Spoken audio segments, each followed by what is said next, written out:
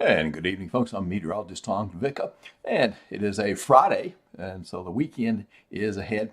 Right now, here's your Alexandria Tower Cam views, courtesy of Cenla Broadcasting. See some clouds left over, but there's a little sunshine getting through as well, and it's warm and muggy. Look at that, 89, and 80 is the dew point, very high. Yep, the wasp, he just can't stand that I'm getting the attention, so he's kind of buzzing around. 80 is a very high dew point here in Cenla. In fact, I'll call that the sauna state.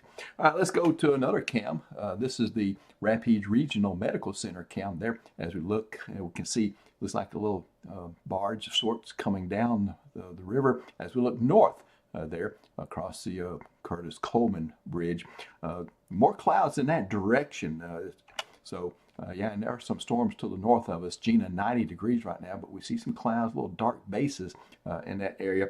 But for now, the rain is holding off to the north. And Leesville, 95, pretty hot over there. So there's still some energy available for these storms that are forming to the north of us and will be traveling this way to some extent with the outflow boundaries coming up here. So here is the radar shot for you. Across Cenla. This is a larger scale, stronger storms across our northern parishes. Still some back off, and of course, portions of the Arklatex, Shreveport area into northeast Texas, and a little bit of action to the south now across northern St. Landry. Let's go into that. We'll put it in motion for an hour. And again, these are pretty loud storms. There's a good bit of lightning, especially in this one, which is located right there between Natchitoches and Winfield. Look at all that lightning with that. You see the outflow boundaries coming out, and you can see the southward surge behind that outflow boundary. This is some pretty strong weather. Let me see if there are any alerts out of any of this. Yeah, there's some alerts as far as some wind, possibility of some wind, but everything is sub-severe right now. But if anything severe happens, we'll let you know. Very heavy rainfall occurring in this. I had potential to 2 to 4 inches. If this sits in one spot very long, we'll get some of that. Be very localized, though. Again, and more storms back up to the northwest. And then looking elsewhere, not much happening right across this area. Area is still warm and juicy, so there's still energy available for storms as some of these outflow boundaries push in this direction. That's exactly what high resolution models are indicating is going to happen. So if you haven't received my 80% yet, well, it may be on its way. All right, let's go elsewhere to the national scale where we're picking up the front. This is not due to Beryl, which is beginning to emerge off the Yucatan Peninsula. This is associated with some mid-latitude troughing up across the central United States and a front which has actually made it into northern Louisiana right now. And as you know, this front will serve as a boundary or a focus for showers and thunderstorms along with daytime heating, kind of activating that front. And that's exactly what's happening. That's why you're seeing most of the action up there right now. But the pattern favors for that to develop south and southeastward during the evening. So here's the high resolution model, kind of prog to this, one of the early ones that did this. So about 9 p.m. we can see that rain and storms beginning to continue to overspread the area at least through about midnight or so. And once we get into Saturday morning, early, say 8 o'clock, not much happening. We kind of get a break, but once we get into the remainder of the day, rain and storms will be returning as we get into the PM hours, and rain is likely again with some locally heavy potential there for your Saturday into Sunday. We got some chances remaining, but I think it'll be a little bit more scattered out for you as we go into Sunday there compared to what we have today and into tomorrow. All right, let's check out the situation to the south in the Gulf of Mexico with Tropical Storm Beryl. It is emerging off the Yucatan Peninsula. I'm estimating maybe around 7 p.m., so that's not too long from now. Maximum sustained winds are 65 miles per hour. Of course, it did weaken, and that is good news. And as it continues to move to the northwest, it's going to have a hangover for about 12 to 24 hours. It's just going to be steady state, holding its own, recovering from traveling across the Yucatan landmass.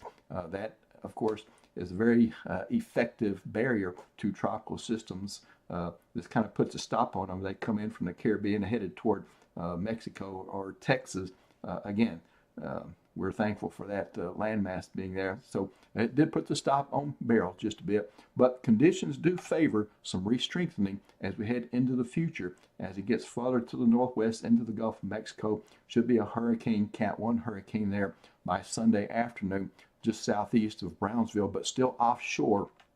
And the rest of the track takes us through Texas. This is the recurvature that Nick and I were mentioning early on that could happen. Many people that you saw talking about this early on were forecasting maybe something going more toward Del Rio or staying in Mexico, or maybe working on it up toward the Texas Hill Country. But we've always favored a little bit more eastern track, and it looks like that is going to verify with a landfall probably maybe closer to Corpus Christi. A couple of models even have it farther up the Texas coast, but regardless of that, with that upper trough influence, we will see that recurvature develop. And finalizing the pattern, you can see we're actually in the cone of uncertainty. A cone of uncertainty probably looks like 400 miles. So that's the reason it's so uncertain is what exactly is the trough going to do, how much recurvature is there going to be with this.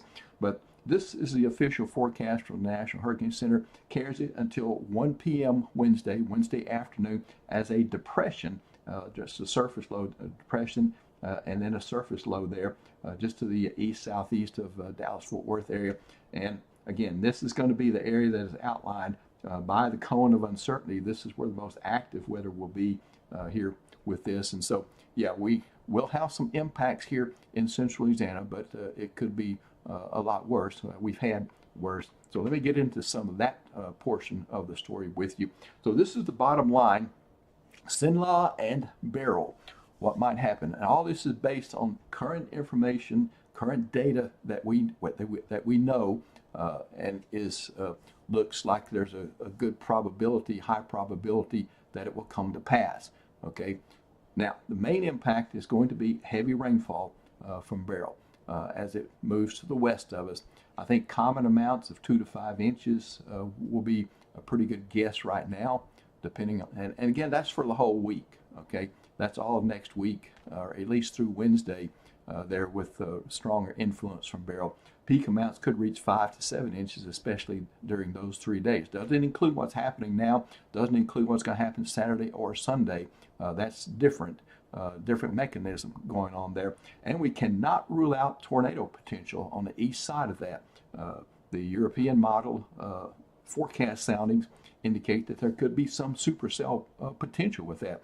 These supercells are usually smaller and less energetic than some of the others that you see during the main tornado season from larger scale synoptic and non-tropical systems. But I just want to throw that out there just in case. Storm Prediction Center has not come out with any outlooking that right now, but I do want you to know that that is a possibility, especially if it can get a little closer to us and have a little bit more reach to it.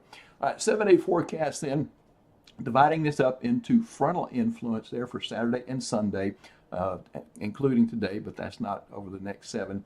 Very high rain chance Saturday at 80%, go down to 50-50 there for Sunday. And then it's still kind of hot, 90-92 for your highs.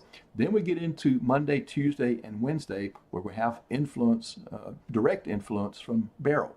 With the moisture influx coming in on the right side of that, it is close enough to us. The circulation will bring that moisture in, and a little bit of help maybe from what's left of AL96 that may be in the Gulf at the same time. But I'm just going to call it Beryl influence now. So I got 3 straight 80% there, and most of that rain I was talking about would be during this 3-day period. And then once we get into, and you notice some relief in the temperatures, especially as we get into Tuesday and Wednesday, Thursday and Friday, we're going to, with Beryl moving out of the area and less influence there, we're going to try to return to a more normal summertime pattern with scattered showers and a few thunderstorms there at about 50-50 each day. And you see a little recovery in the high temperatures back to 90 and 91. All right, folks, that's what I've got for you for now. Nick Mikulas and I are watching the tropical situation, and we're watching these storms this evening here locally just to make sure nothing gets out of hand.